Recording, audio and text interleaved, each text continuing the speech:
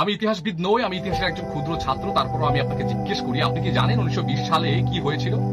1920 সালে ফরাসি general Henry গুরাইর ফিলিস্তিন দখল করে সালাউদ্দিন আইয়ুবীর কবরে লাথি মেরে বলেছিলেন কি জানেন? আপনি কি জানেন? যদি জেনে থাকেন তাহলে কমেন্টে আমাকে জানান। তিনি বলেছিলেন, সালাউদ্দিন আমরা এসে গেছি, ভবিষ্যতে আর কোন সালাউদ্দিন যেন জন্মাতে না পারে সেই ব্যবস্থা আমরা নেব, সেই ব্যবস্থা করে আমরা বিদায় নেব। সেই ব্যবস্থা কি তারা নেয়নি? তারা করেছে। 1969 সালে অস্ট্রেলিয়ান ইহুদি নাগরিক আল আকসা মসজিদে আগুন ধরিয়ে দিয়েছিল এবং মসজিদের পূর্বাংশ সম্পূর্ণ ছাই করে দেওয়ার দুদিন পর তৎকালীন প্রধানমন্ত্রী ছিলেন গোন্ডা মায়ার বলেছিলেন কি? তিনি বলেছিলেন, ওই দিন সারা রাত আমার ঘুম হয়নি, আমার কেবলই মনে হচ্ছিল আজকেই যেন ইসরায়েলিদের শেষ দিন। এখনই আরবরা চতুর্দিক থেকে না জানি আমাদের উপর ঝাঁপিয়ে পড়বে। কিন্তু যখন সকাল হলো, ভোর হয়ে গেল, সূর্য উঠলো, আমার কোনো আশঙ্কায় বাস্তবত হলো না। তাহলে আমি নিশ্চিত হয়ে গেলাম যে এখান থেকে ইসরায়েলরা নিরাপদ। এখন থেকে ইসরায়েলদের উপরে কেউ হামলা করবে না, কেননা আরবরা হচ্ছে ঘুমন্ত। মুসলিমরা কেউ তাদের কোনো কিছু হেফাজত করতে আসবে না। জাতি হিসেবে তারা ঘুমন্ত এবং তারা ঘুমিয়ে রয়েছে, তাদেরকে ঘুম ভাঙ্গাতে আমরা দেব না। বস্তুত তাই, আরব জাতিদের ঘুম যেন আর না ভাঙ্গে সেই ব্যবস্থা তারা অনেক আগেই করে রেখেছে। দুর্ভাগ্যজনকভাবে সত্য, দুঃখ হলেও সেটা সত্য।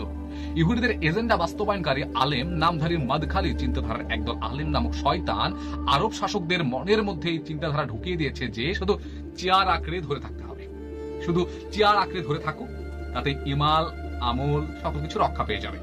আমরা ক্ষমতালোভী শাসকদের এই কথা পছন্দ হলো। তারা ক্ষমতায় বসে থাকতে চাইলো, তারা তাদের পূর্বের কাবা সেগুলো মুক্ত করার জন্য কিছু বললো না। তারা দুনিয়া জুড়ে মুসলিমদের মাঝখানে চিন্তা চেতনা কিছু পথভ্রষ্ট আলেমকে সহিহ আকীদার নামে সরিয়ে দিল। কোথাও তারা সহিহ আকীদার নাম ধারণ করে বসে, কোথাও বিভিন্ন নাম ধারণ করে বিভিন্ন চিন্তা ভাবনা মতবাদ তারা ছড়িয়ে দিতে শুরু করে। হ্যাঁ, আমাদের চিন্তা ভাবনায় সমস্যা, আমাদের চিন্তার গোড়ায় অনেক কিছু জং ধরে আছে।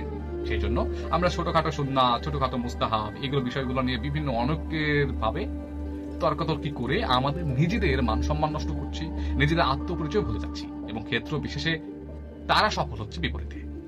অশিক্ষিত, অর্ধশিক্ষিত এবং কুশিক্ষিত যুবকদের রিক্রুট করে তারা এই জাতীয় কর্ম চালিয়ে যাচ্ছে বারবার।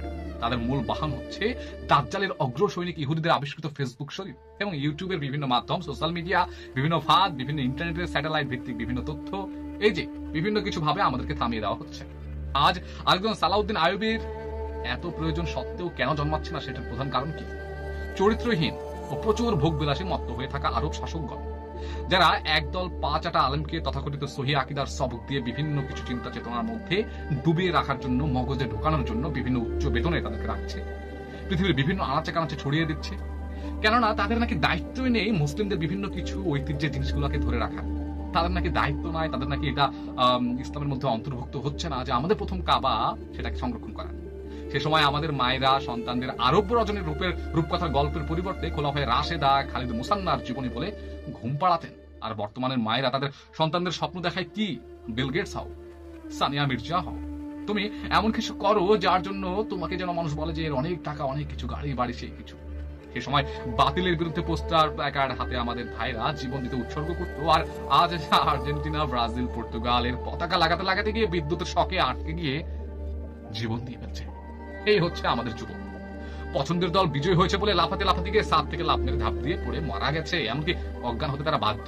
সবচেয়ে দুর্ভাগ্যজনক হলো ওই সময় আলেমগণ ইসলামের বিরুদ্ধে বিষাদাঘাতকারীর বিরুদ্ধে দাঁড়ানোর জন্য যে কোনো কিছু করেছে। তারা ঝাঁপিয়ে পড়ে আহ্বান জানাতো যে আসো, তোমরা বিপদে পড়েছো, আমরা তোমাদেরকে সাহায্য করব, তোমাদেরকে হেল্প করে তোমাদেরকে উদ্ধার করার চেষ্টা করব। কিন্তু এখনকার নামধারী বিভিন্ন আলেমরা কি করছে? তারা ছোটখাটো বিষয় নিয়ে মারামারি কাটাকাটি করে নিজেদের মধ্যে আন্দোলন মিছিল ঘটিয়ে না জানি কি করে ফেলেছে, না জানি কি উদ্ধার করে ফেলবে তারা। হ্যাঁ, তখনকার এখনকার মগজে বেশ ফারাক রয়েছে। আফসোস, আমরা ঘুমন্ত জাতি রয়েছি, আমরা মুসলিম, আমরা মুসলিম, আমরা মুসলিম এই কথা বলে বলে আমাদের বলে আওড়াচ্ছি, অথচ আমরা তাদের ঘুম না কেড়ে নিয়ে আমরা ঘুমিয়ে যাচ্ছি। ভাই, কবর তো রয়েছে তোমার ঘুমানোর জন্য। তুমি কি জানো না যে কবরে গেলে আজীবন ঘুমাতে পারবা? এখন কিসের ঘুম? আর কেউ কেউ নিজেকে চিনতে পারে না সে নারী নাকি পুরুষ। হ্যাঁ, এখন যদি বিশ্বজাহানের মুসলিমদেরকে ঘুম না ভাঙে, এখনো যদি আমরা সারা বিশ্বের মুসলমানরা ভাই ভাই হয়ে কাঁধে মিলিয়ে সবকিছু ভুলে গিয়ে কাফেরদের বিরুদ্ধে লড়াই না করে, তাহলে ঘুম আর ভাঙবে বলে মনে হচ্ছে না। আপনি একটা জিনিস লক্ষ্য করেন তো, আগেরকার সাহাবীরা কিরকম ছিল এবং এখনকার মুসলিমরা কিরকম। জায়নিস্টরা মানে ইহুদিরা তারা কত কি করে বিভিন্ন দেশে লাথি খেয়ে মার খেয়ে এই সেই করে ইসরায়েলে গিয়ে ঘাঁটি স্থাপন করে সংরক্ষিত অবস্থায় রয়েছে বা নিরাপদে রয়েছে। আর এখনকার মুসলিমরা কি অবস্থায় আছে? যে মুসলিমদেরকে প্রথম বিশ্বযুদ্ধের মাধ্যমে কোমর ভেঙে ফেলা হলো, সেই মুসলিমদেরকে দ্বিতীয় বিশ্বযুদ্ধের মাধ্যমে ধূলিসাৎ করে দেওয়া হলো, 57 ভাগে বিভক্ত করে দেওয়া হচ্ছে সে অনেক আগেই। তারপরেও নাকি তাদের টনক নড়তেছে না, তারপরেও নাকি তারা মানে এক কাতারে হইতে পারবে না। অথচ আজ থেকে 200 বছর 300 বছর আগে তারা এক ছিল, তারা এক কাতারে বড় হতো। আজ আজ নাকি না না না কাটাতারে বেড়া রয়েছে, সম্ভব না, এই সেই অমুক। সো আমি যেটা বললাম সংরক্ষিত একটা কথা তথ্য আপনাকে জানলাম এই কারণে যে সত্য সকল সঠিক তথ্য আমাদেরকে জানতে হবে, আমাদেরকে সেই জেনে আমাদের মুসলিমদের ঐতিহ্য ধরে রাখতে হবে, আমাদেরকে কাজ করতে হবে মুসলিম জাহানের জন্য, এই উন্নত বিশ্বের জন্য, মুসলিম বিশ্বের গড়ে তোলার জন্য। So thank you.